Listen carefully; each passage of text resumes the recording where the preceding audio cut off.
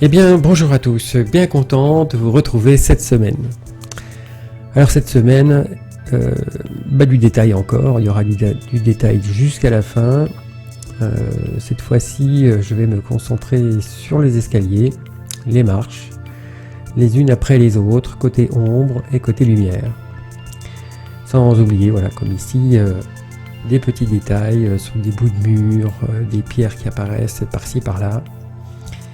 Et donc, eh bien, en avant, c'est parti pour s'amuser en fin de compte.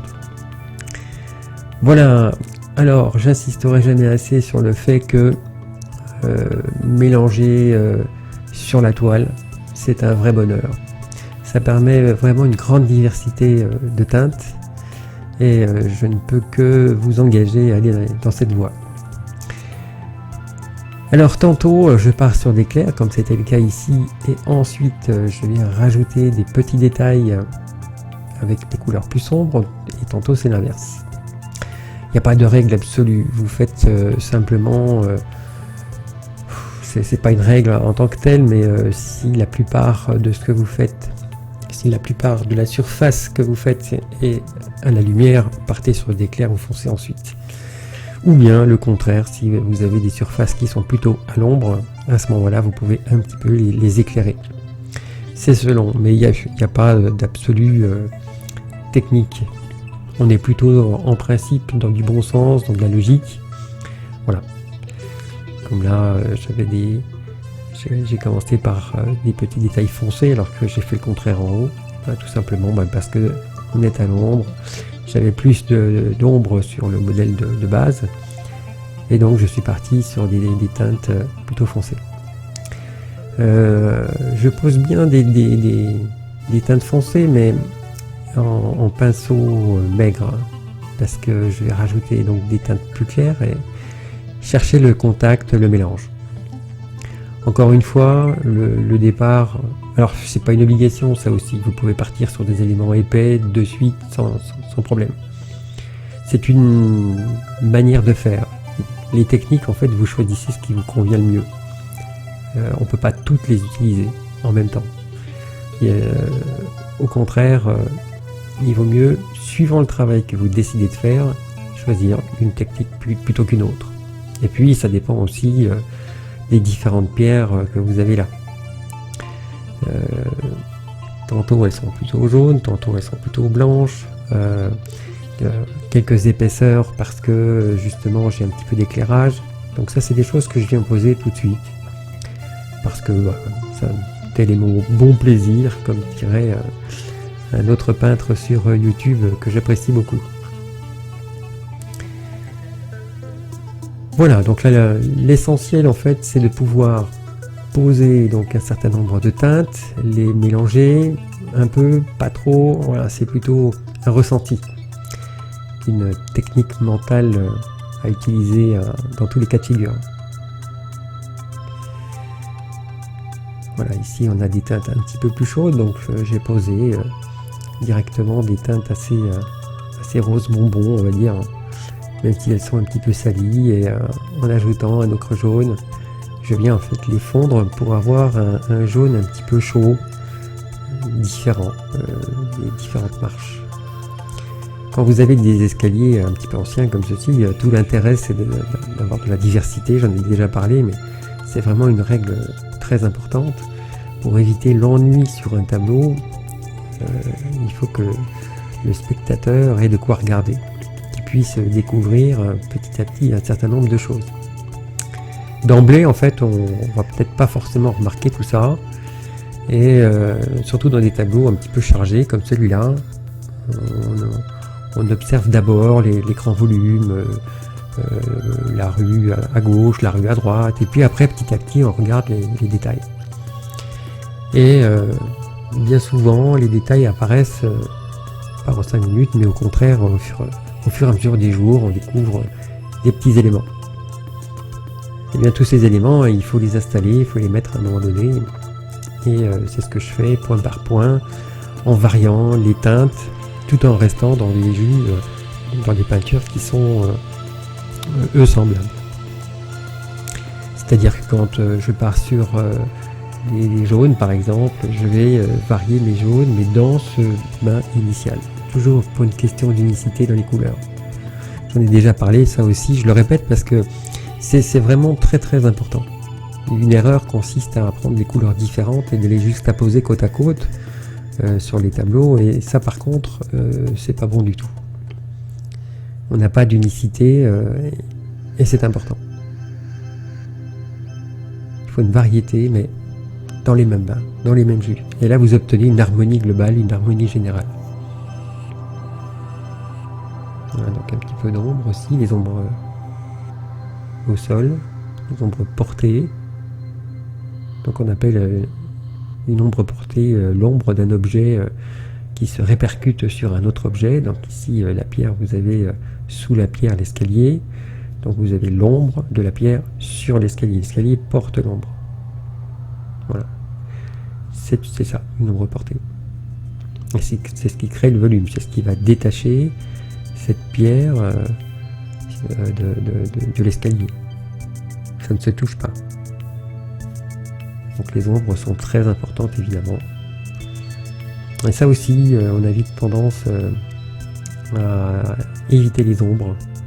J'ai très souvent eu des élèves qui m'ont dit à un moment donné « Ah, moi j'aime la lumière, je veux que de la lumière ». Voilà, alors si vous faites que des tableaux en lumière, pas d'ombre, pas de volume, évidemment ça va pas. Les teintes moyennes aussi sont un petit peu occultées. Donc on a des tons foncés, on a des tons très clairs, et toute la gamme au milieu peut manquer, tout simplement parce qu'on va trop vite.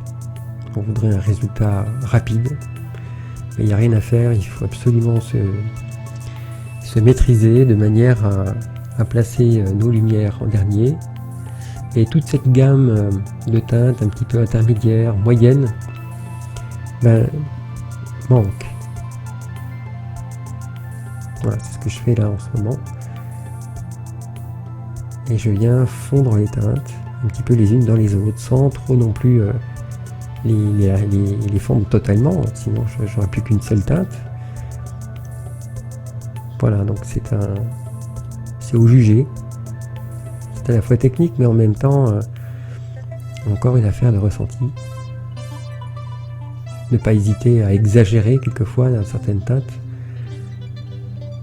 Les roses, les jaunes, toujours pour une question de diversité.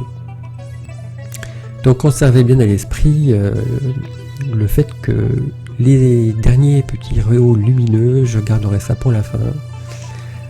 Puis j'aime bien en fait mettre un certain temps, tout simplement parce que cette toile elle va rester devant moi pendant des jours. Je vais pouvoir la regarder avec un certain recul. Et c'est à ce moment-là que je vais noter ce que je vais faire. Bien souvent, quand je suis devant, je fais la résultante de ce qui a été pensé auparavant. Parce que quand on est proche comme ça, on voit tout. On voit pas tout, pardon. On voit vraiment très peu de choses. On voit dans le détail, mais souvent l'essentiel nous échappe parce qu'on est trop près. Donc ce recul est nécessaire. Alors on peut reculer évidemment quand on peint, c'est souhaitable aussi, de manière à ne pas se perdre, surtout quand vous avez des grands tableaux. Et là pour le moment je cherche plutôt des fondus, les détails viendront plus tard. Souvent ce que je dis, je m'occupe des flous d'abord et ensuite des nets ensuite. Le flou entre guillemets c'est ça, ce sont ces mélanges qui permettent de créer un ensemble, une harmonie. Ici je viens fondre sans trop déranger ce qui a été posé. Voilà. Là il faut un poil souple. Voilà, et je préfère revenir par-dessus autant de fois que nécessaire pour contrôler en fait ce flou à l'intérieur sans trop déranger l'ordre des pinceaux. Des coups de pinceau qui ont été donnés auparavant. Alors donc globalement cette marche sera accro jaune. Là je viens avec un petit peu d'épaisseur, un blanc, de manière à nourrir. Ouais, les roses arrivent là aussi.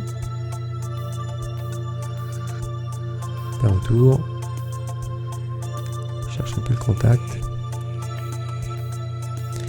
Voilà, on se promène en fait. Hein,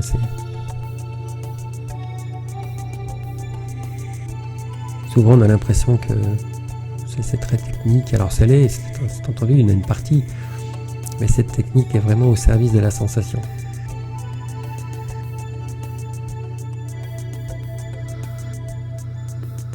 Voilà, j'ai commencé à poser un petit peu la teinte, à la chercher dans les côtés clairs, bien que ce soit un petit peu à l'ombre, hein, tout ça. Et là je fais l'inverse, je pars d'un côté clair, j'assombris ensuite. Alors pour les marches d'escalier, c'est quand même très important hein, de noter ce côté ombre-lumière, ombre-lumière. Si vous faites que de la lumière, c'est tout plat, ne faites pas d'escalier, pareil pour l'ombre. Si vous faites que des ombres, ça ne fonctionne pas. Il faut insister aussi sur le bord de la marche, qu'elle se détache, qu'on puisse sentir cette marche.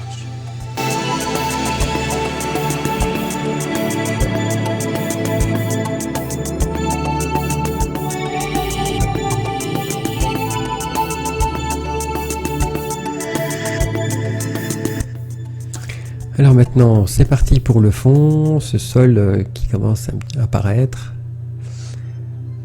Donc je efface entre guillemets le patron hein, qui est dessous. Cette couleur était simplement là pour saturer la toile et que tout ce que je fais à faire ensuite se dépose, s'étale sans que la toile boive la peinture. Bon, cela dit, c'est une peinture épaisse. Enfin, si j'avais fait une peinture un peu plus fluide, elle n'est pas pompée, elle est étalée. Alors ici, c'est pareil, faire un fond un petit peu diversifié. Alors en fait, sur mon pinceau, j'ai un côté qui est un petit peu clair, un peu blanc, et de l'autre côté, j'ai des roses. Et je viens poser tout ceci. Voilà, dans des teintes légèrement différentes. Pour rester dans le thème, hein, c'est quelque chose d'ancien. Toujours très agréable de peindre un petit peu ce qui est ancien, enfin en tout cas pour moi. Le travail des pierres, le travail de la végétation, c'est un vrai plaisir.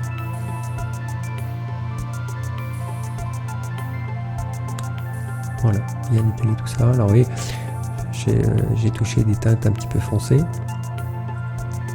de manière à salir les couleurs.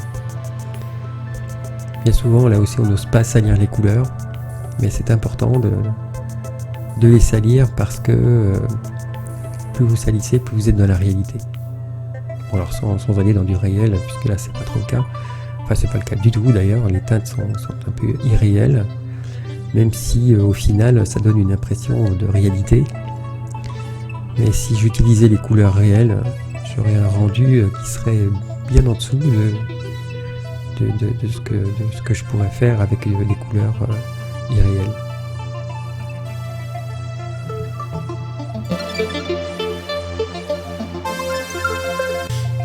Alors à nouveau un petit peu d'ombre en ajoutant simplement un peu de bleu outre-mer dans votre mélange de base. On obtient un bleu un petit peu pas mauve, hein, mais ça se rapproche doucement, avec un petit peu de terre d'ombre brûlée dedans. Voilà, de manière à salir un petit peu plus. Sinon c'est trop bleu ou trop mauve. Enfin, ça va faire du goût, hein. Si on cherche le mot, justement, à ce moment-là, on ne mettra pas de terre d'ombre brûlée dedans. Tout est affaire de sensation, encore une fois, et de style. La technique, c'est bien, mais il faut que ce soit au service de votre propre sens artistique, ce que vous ressentez. Laissez faire, en fait, ce que vous aimez. Si vous copiez quelqu'un ou si vous refaites le style de quelqu'un, c'est bien pour apprendre, mais c'est mieux de faire ce que vous ressentez vous. de ne pas trop se laisser embarquer dans des étiquettes toutes faites. Alors pour étudier les étiquettes, oui, c'est très intéressant, il y a des choses qui sont très bien. Mais à la fin, au final, c'est quand même vous et votre pinceau, votre travail, votre tête, vos idées, vos sensations qui sont importantes. Même si c'est pas forcément reconnu, apprécié, à partir du moment où vous aimez ce que vous faites, il faut le faire, tout simplement.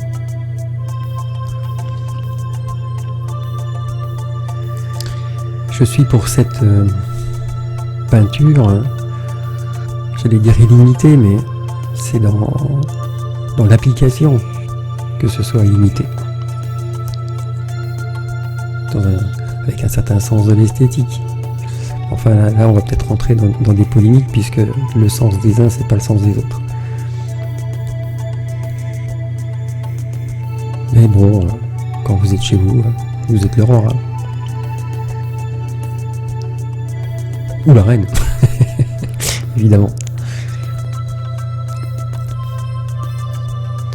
Voilà, donc là ici, je pose une surface, je viens un petit peu éclairer la zone, ça donne aussi quelques diversités dans les teintes.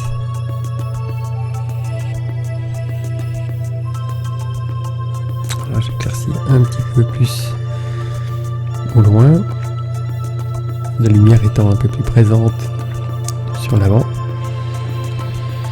et un peu moins à l'arrière. Voilà, là aussi ça va servir de base pour la suite. Même s'il n'y aura pas énormément de choses à cet endroit, étant donné que ce sont des aplats qui viennent contraster le genre, puisque vous avez des zones qui sont un petit peu épaisses, avec du détail, avec de la peinture épaisse, alors que là, au contraire, on a quelque chose de lisse. Donc c'est intéressant justement d'avoir un mélange de textures, tantôt lisse, tantôt épais. Voilà, maintenant le mur sur le côté. Alors comme j'avais fait un jus un petit peu jaune, ça s'embarquait pas trop, mais en fait, donc ce n'était pas peint.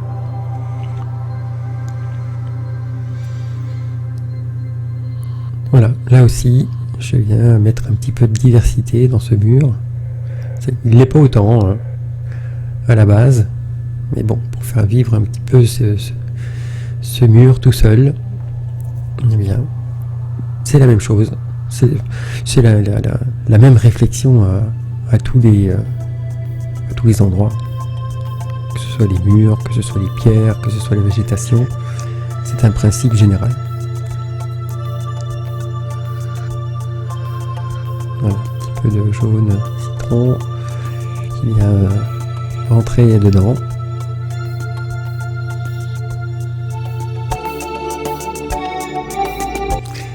Voilà, donc ce qu'on peut dire dans cette 6e partie, c'est que je commence à rentrer dans cet avant-plan, doucement. Il y aura encore des choses à faire sur le côté droit, ou là où je peins un petit peu au-dessus, là, toute cette zone sombre au sol n'est pas destinée en fait à rester comme ceci. Il va falloir faire le sol, mais avec texturé avec des pavés, petits pavés, qui seront eux beaucoup plus clairs. Le sol servira de liaison entre chaque pierre. Et il y aura toute la partie aussi à faire par la suite concernant la végétation. La végétation au premier plan.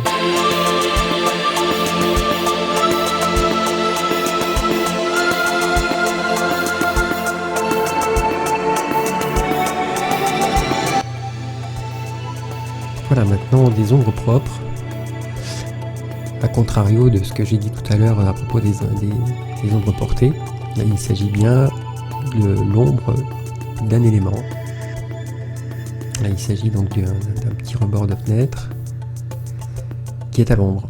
Donc ça, c'est une ombre propre. C'est pas une ombre qui se projette sur autre chose. Voilà, il faut bien différencier l'ombre propre et l'ombre portée.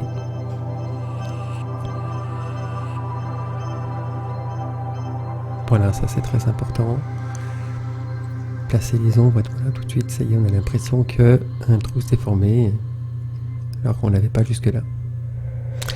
Voilà, bah, cette vidéo se termine, cette 6e partie est maintenant finie, et je vous invite pour une prochaine vidéo en vous souhaitant une très bonne journée. À très bientôt, salut!